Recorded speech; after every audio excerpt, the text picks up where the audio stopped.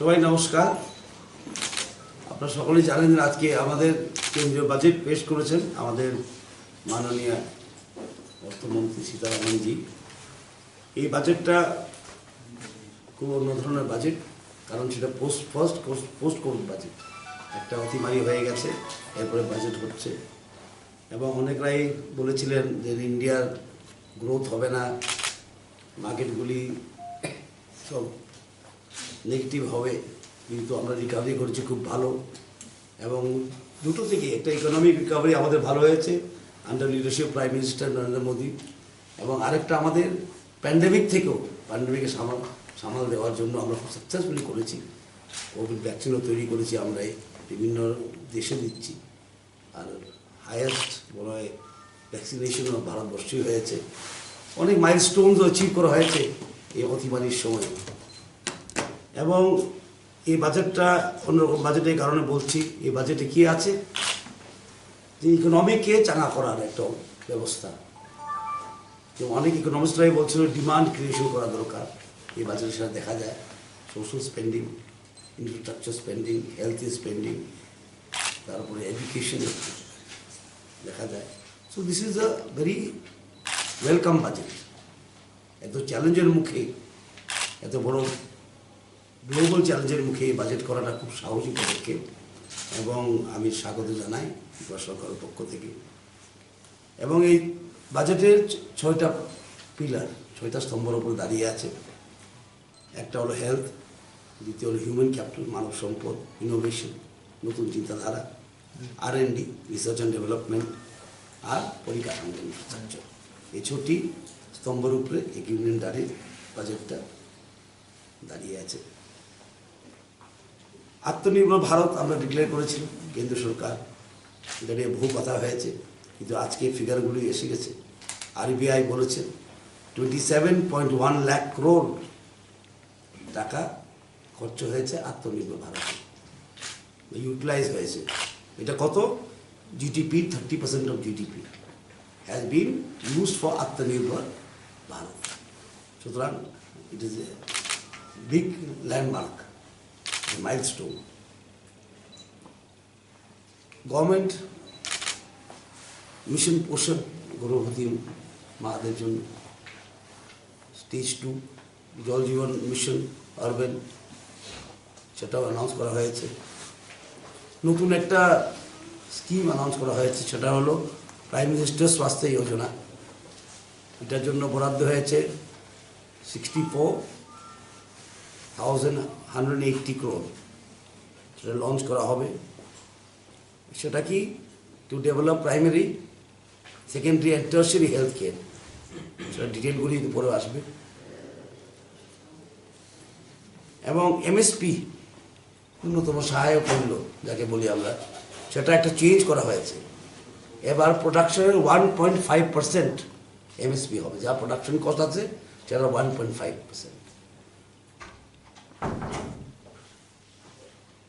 সুতরাং ফার্মারদের যেমন আয় যেমন দ্বিগুণ করা যায় 2022-এর মধ্যে, এই লক্ষ্যে এসব করা হচ্ছে।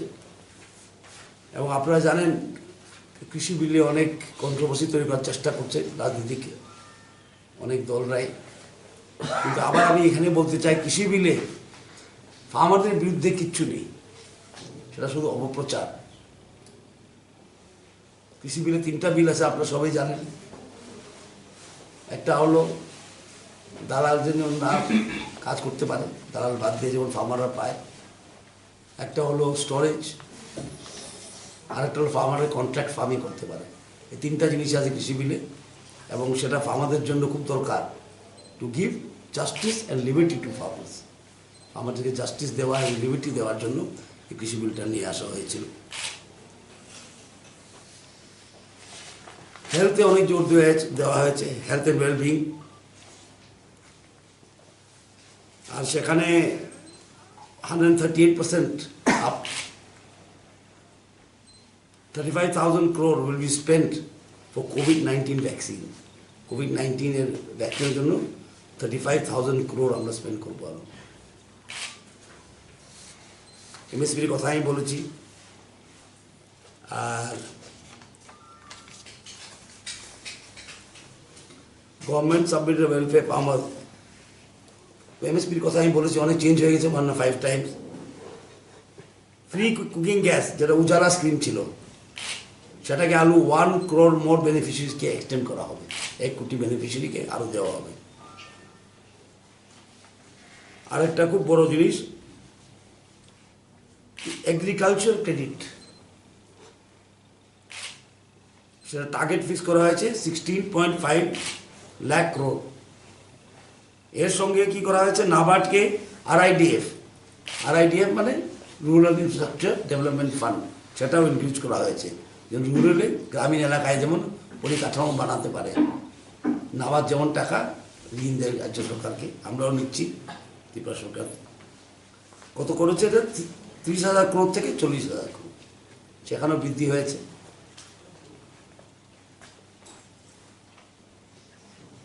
যেমন আমি বলেছিলাম গভর্নমেন্ট স্পেন্ডিং যেমন হচ্ছে বাজেটে,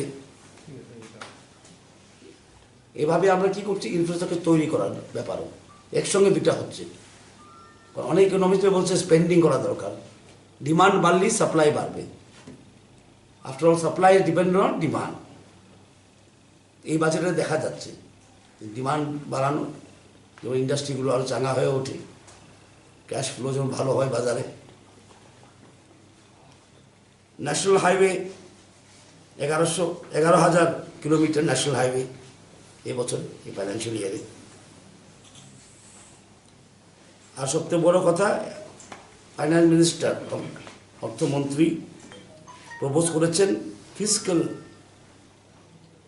এক্সপেন্ডিচার বা capital expenditure 5.54 lakh crore, from 4.39 crore ছিল, 5.54 crore ক্যাপিটাল এক্সপেন্ডিচার করবে। সেটা দেখিয়ে হবে, ডিমান্ড বাড়ানোর কথা বলছিলাম, ডিমান্ড যেমন বাড়ে, মানুষের হাতে পয়সা যেমন যায়। 18,000 crore দেওয়া হয়েছে পাবলিক বাসের জন্য, পাবলিক ট্রান্সপোর্ট সিস্টেম, মানুষের আয়, এটা দিয়ে মানুষের কি কর্মসংস্থান বাড়বে, বাসেস চলবে এবং পলিউশনও কমবে।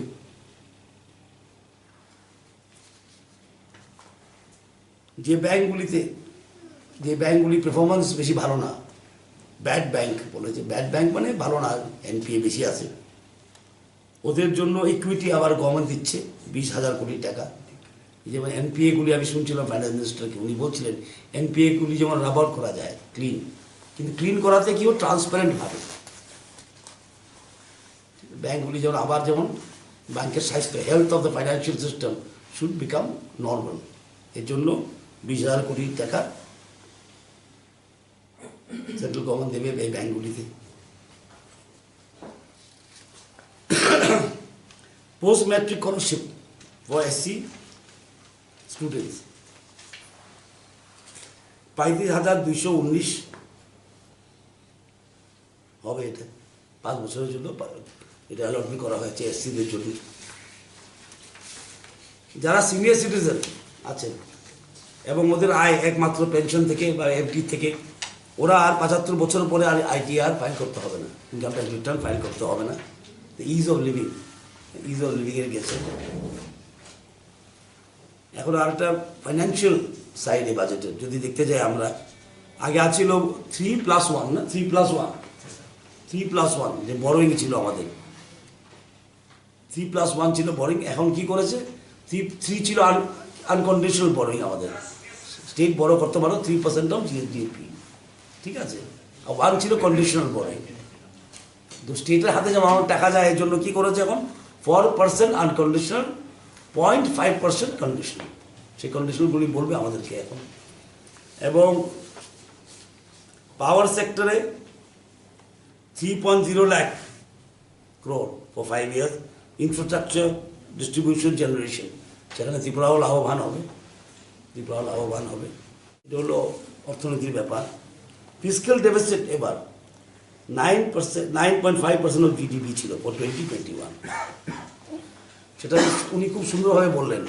এটা দিয়েই প্রমাণ হয় যে গভর্নমেন্ট খরচ করেছে। It proves the government has spent money during the pandemic. অতিমারির সময় গভর্নমেন্ট টাকা খরচ করেছে। আমাদের ফিসক্যাল ডেফিসিট ছিল 9.5% অফ জিডিপি, সেটাকে আবার নর্মাল নিয়ে আসার জন্য অনেক এস্টিমেট হয়েছে এটাকে 6.8% নিয়ে আসা। অনেকজনে বলছিল খরচ করছে না গভর্নমেন্ট মানুষের হাতের টাকা দিয়ে দিক, 7,000 টাকা করে না কত করে। ইকোনমিক্স এটা সিম্পলিস্টিক না, মানুষের পকেটে টাকা দিলে সব কিছু হয়ে যাবে। সো গভর্নমেন্ট হ্যাজ স্পেন্ট, মানে ফিজিক্যাল ডেফিসিট 9.5% হতো না, উনি বলছেন। আমার খুব ভালো লেগেছে কথাটা। ইট ইজ প্রমাণ that government has spent during the pandemic time. Pandemic সময়ে খালে মানুষ, এই জন্য আমরা এখান থেকে বেরোতে পেরেছি। Government has made enough spending during pandemic. আত্মনির্ভর ভারতে আমরা দেখেছেন RBI এস্টিমেট 27.1 লাখ crore টাকা, 30% অফ GDP আমরা দিয়েছি আত্মনির্ভর ভারতের জন্য। এবং ফিজিক্যাল ডেফিসিটও দেখায় যে গভর্নমেন্ট খরচ করেছে অতিমানিক সময়। টেক্সটাইল পার্ক 7টা মনে হয় করা হবে, সেটাকে ত্রিপুরাতেও মনে হয় আমরা নিতে পারবো একটা টেক্সটাইল পার্ক।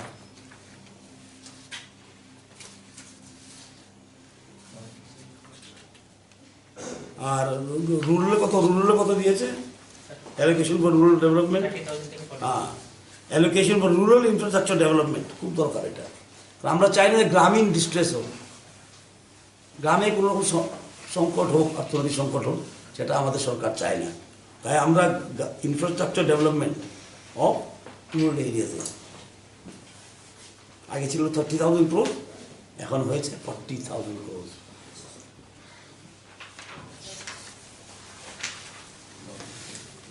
সুতরাং এই বাজেটটা অলরাউন্ড বাজেট।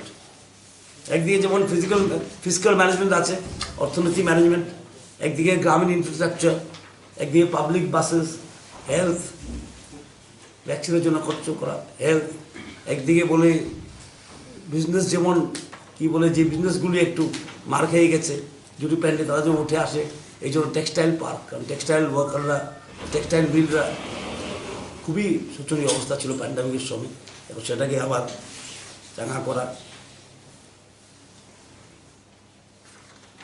আর ন্যাশনাল হাইওয়েও দিয়েছেন।